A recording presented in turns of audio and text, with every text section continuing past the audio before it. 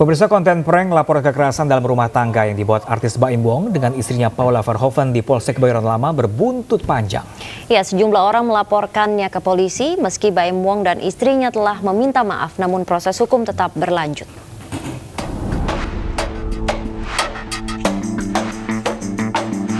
Menanggapi kasus yang menjerat dirinya, Baim Wong dan Paula Verhoeven Senin siang mendatangi ke kantor Polsek Kebayoran, Jakarta Selatan.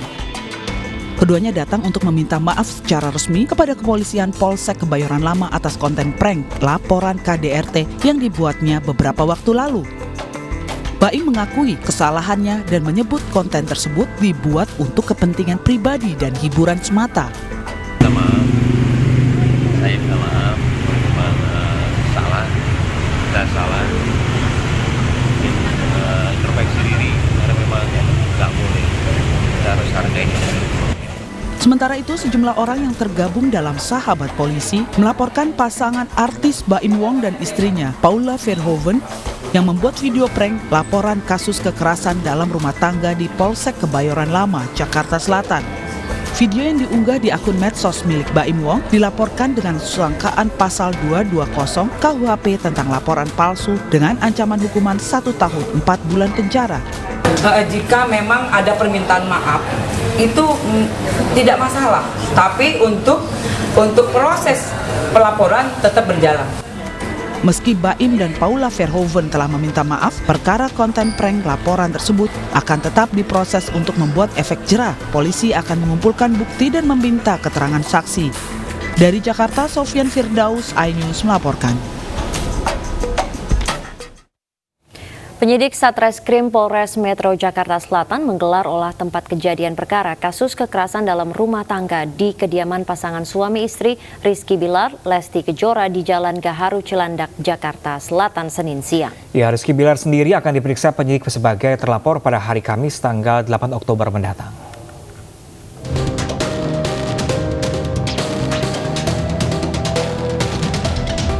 Sejumlah penyidik Unit Pelayanan Perempuan dan Anak atau PPA Polres Metro Jakarta Selatan mendatangi kediaman pasangan selebritis Rizky Bilar dan Lesti Kejora di Jalan Gaharu, Cilandak, Jakarta Selatan. Kedatangan penyidik untuk menggelar olah tempat kejadian perkara dalam kasus kekerasan dalam rumah tangga atau KDRT yang dilaporkan Lesti beberapa waktu lalu. Olah TKP digelar secara tertutup sehingga aktivitas penyidik di dalam kediaman pasangan muda ini tidak terpantau oleh awak media. Dari hasil olah TKP terbaru, penyidik membawa beberapa barang bukti terkait kasus KDRT sebagai bahan penyelidikan. 3 orang saksi telah dimintai keterangan, termasuk saksi korban. Sementara Rizky Bilar akan diperiksa penyidik sebagai terlapor pada hari Kamis mendatang. Penyidik meminta Bilar memenuhi panggilan pemeriksaan agar kasus ini bisa segera dituntaskan. Jadi olah TKP itu wajib kita lakukan karena apa? Itu mencari barang bukti ya. Kemudian kita juga mencari saksi-saksi. Lanjut itu adalah melengkapi berkas perkara yang dilaporkan. Itu, ya. Ada berapa orang saksi? Kalau saksi kita sudah melakukan pemeriksaan adalah 3 saksi selain dari korban sendiri. Sebelumnya, pedangdut Lesti Kejora melaporkan sang suami Rizky Bilar terkait kasus kekerasan dalam rumah tangga. Dalam laporannya, jebolan ajang pencari bakat ini mengaku dicekik dan dibanting sang suami ke lantai hingga mengalami luka di beberapa bagian tubuh. Dari Jakarta, Sofyan Firdaus, iNews melaporkan.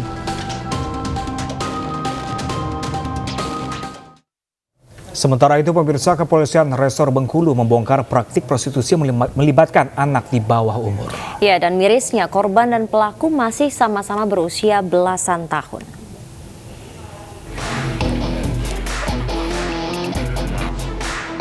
Inilah detik-detik saat tim Buser Polres Bengkulu bersama Unit Perlindungan Perempuan dan Anak menggerebek sebuah hotel melati di kawasan Pantai Panjang, Kota Bengkulu yang dijadikan sebagai lokasi prostitusi online. Yang mengejutkan, prostitusi online ini dikendalikan oleh sejumlah remaja yang masih berusia belasan tahun antara 15 hingga 18 tahun. Kasus ini terbongkar setelah polisi menerima laporan dari salah satu orang tua yang melaporkan anak perempuan yang berusia 13 tahun tidak pulang ke rumah selama 1 minggu. Dari hasil penyelidikan, ternyata korban dibawa oleh pacarnya dan seorang teman perempuannya untuk menginap di hotel. Di hotel tersebutlah korban dijual kepada pria hidung belang. Polisi pun menetapkan 4 orang tersangka. Di antaranya pacar korban, 2 remaja wanita yang ikut menjual korban, dan seorang resepsionis hotel yang menerima keuntungan.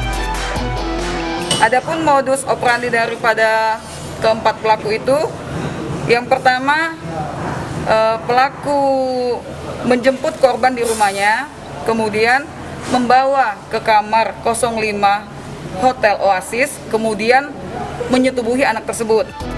Dari tindak prostitusi ini, para pelaku muncikari mendapat keuntungan Rp25.000 hingga Rp100.000. Polisi pun menjerat dengan Undang-Undang Perlindungan Anak dengan ancaman 10 hingga 15 tahun penjara. Dari Kota Bengkulu, Hendro Wirawan, iNews melaporkan. Ya, dan untuk informasi lebih lengkap sudah bergabung bersama kami AKP Weliwanto Malau, Kasat Reskrim Polres Bengkulu. Halo, selamat siang Pak Weliwanto. Selamat siang Mas Bram, Ya. Mbak Ratu.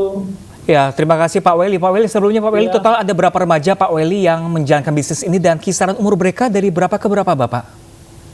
Jadi yang kita amankan pada saat itu hasil laporan dari ibu kandung, si pelapor, itu anaknya sudah melaporkan kepada kami hilang 2 minggu.